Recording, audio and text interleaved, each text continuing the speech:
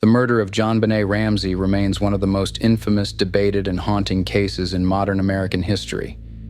Despite decades of investigations, speculation, and public scrutiny, the case remains unsolved. On the morning of December 26, 1996, a 6-year-old beauty queen was found murdered in the basement of her family's home in Boulder, Colorado. What started as a kidnapping case quickly turned into a horrific murder investigation, riddled with bizarre clues, conflicting evidence, and multiple theories, some pointing to an intruder, others pointing to her own family members. Who killed JonBenét Ramsey? And why, after all these years, has no one been brought to justice? Let's take a deep dive into the facts, theories, and mysteries of this tragic case. Part 1. The night before the murder, December 25th, 1996. JonBenét Patricia Ramsey was born on August 6, 1990, to John and Patsy Ramsey in Atlanta, Georgia. The family was wealthy, well-connected, and lived an upscale life. By 1996, the Ramseys had relocated to Boulder, Colorado, where John, a successful businessman, was the president of Access Graphics, a multi-million-dollar computer company. JonBenét was known for her participation in child beauty pageants. She had won several titles, and her mother, Patsy Ramsey, a former beauty queen herself, heavily encouraged her involvement in the pageant circuit. The family had a seemingly picture-perfect Christmas on December 25, 1996. They attended a friend's Christmas party at the Fleet White residence, and by 9:30 p.m., they returned home. JonBenét was put to bed, and everything appeared to be normal. But by the morning of December 26th, everything changed. Part 2. The 911 call and the ransom note. December 26th, 1996. At 5:52 a.m., Patsy Ramsey called 911 in a frantic panic. "We have a kidnapping. Hurry, please. There's a note left and our daughter is gone." She explained that she had woken up that morning, walked downstairs, and discovered a 2.5-page ransom note on the staircase. The note was bizarre and one of the strangest ransom notes ever recorded in a crime case. The ransom note. The note was written on a notepad from inside the Ramsey home, and it demanded an exact amount of $118,000 for JonBenét's return. This was a highly specific sum, the same amount as John Ramsey's Christmas bonus from Access Graphics. The note was signed Victory, SBTC. To this day, no one knows what SBTC means. Some peculiar details about the note. It was unusually long for a ransom note, 2.5 pages. The handwriting was inconsistent, suggesting someone may have tried to disguise their writing. It was written using Patsy's notepad and pen, which were inside the house. The language was dramatic and exaggerated, referencing movie-like phrases such as, "You will withdraw $100,000 and make sure that you bring an adequate-sized attaché to the bank, and do not attempt to grow a brain, John." This was not a typical ransom note. Instead of waiting for further instructions, John Ramsey immediately called the police. Within minutes, officers from the Boulder Police Department, BPD, arrived at the scene. Part 3. The discovery of JonBenét's body. While police began treating this as a kidnapping case, they failed to secure the scene properly. Friends and family walked in and out, potentially tampering with evidence. 7 hours later, at 1:05 p.m., Detective Linda Arndt told John Ramsey and his friend Fleet White to search the house. Within minutes, John Ramsey made a horrific discovery. JonBenét's lifeless body was found in the wine cellar in the basement. She was wrapped in a white blanket with duct tape over her mouth and a garrote, a strangulation device around her neck. An autopsy later revealed JonBenét died from asphyxiation caused by strangulation. She also suffered a skull fracture from a blunt force impact. there were possible signs of sexual abuse. The time of death was estimated to be between 10 p.m. and 2 a.m. Part 4. The Theories. Who killed JonBenét? There are two major theories regarding JonBenét's murder. Theory number 1, the intruder theory. Some believe an intruder broke into the Ramsey home and killed JonBenét. Evidence supporting this theory. A broken basement window was found, but it's unclear if it was used for entry. An unidentified DNA sample was found in JonBenét's underwear. A possible footprint was discovered near the crime scene.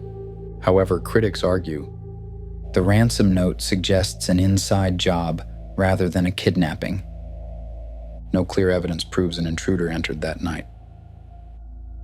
Theory number 2, the family did it. Many believe that someone in the Ramsey household was responsible. Some theories include Burke Ramsey, the brother. Some suspect Burke accidentally killed JonBenét in a sibling dispute, and the parents covered it up. Patsy Ramsey, the mother. Some believe Patsy struck JonBenét in a fit of rage, causing her death, and the ransom note was staged. However, DNA evidence did not match any family members. The aftermath, the scrutiny of the Ramsey family. After JonBenét's murder, the Ramsey family quickly became the center of suspicion, facing intense media scrutiny, public speculation, and police pressure. Instead of being seen as grieving parents, John and Patsy Ramsey were treated as potential suspects, especially since the case's bizarre details didn't seem to point to a clear-cut intruder. Here's a breakdown of how the Ramseys were scrutinized and how it shaped the case. 1. The public perception. The media frenzy. The Ramseys were wealthy, high-status people, and their daughter was a child beauty queen, a perfect storm for media sensationalism. The case dominated the news cycle for months, leading to relentless coverage and speculation. Unusual behavior. The Ramseys didn't act like the typical grieving parents in the public eye. Instead of breaking down in emotional distress, they held a calm, well-rehearsed press conference on January 1st, 1997, just days after JonBenét's death. Patsy was dressed in full makeup, and both she and John read from prepared statements instead of speaking freely. This led people to question their sincerity and whether they were trying to control the narrative rather than find JonBenét's killer. 2. The police's focus on the Ramseys. The Boulder Police Department, BPD, initially treated the case as a kidnapping due to the ransom note. However, after JonBenét's body was discovered inside the house, suspicions quickly turned toward the Ramsey family. Failure to fully cooperate. John and Patsy refused to be interviewed separately by police for months. Instead, they hired high-profile attorneys and conducted interviews with the media before speaking to detectives. The Ramseys insisted that police focus on an intruder, while investigators believed the crime scene suggested an inside job. Investigators conducted handwriting tests on both John and Patsy Ramsey to see if they wrote the ransom note. John was completely ruled out. Patsy's handwriting had similarities, but it was never conclusively linked to her. Suspicious actions by John Ramsey. The biggest red flag came when John found JonBenét's body in the basement. Instead of leaving her untouched for forensic analysis, he picked up her body and carried her upstairs, potentially contaminating crucial evidence. This led many to believe he was staging a discovery rather than genuinely finding her. 3. Grand jury and possible indictment.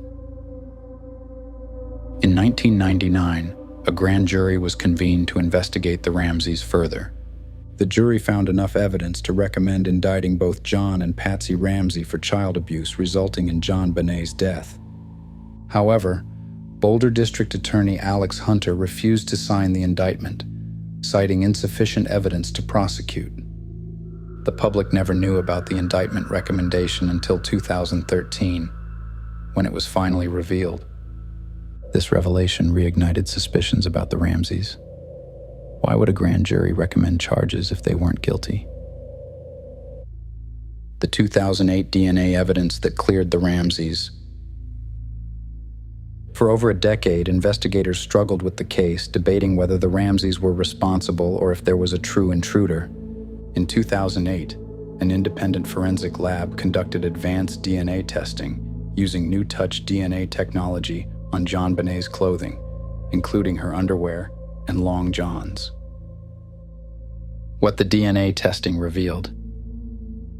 The DNA sample found on JonBenét's underwear did not match any Ramsey family members.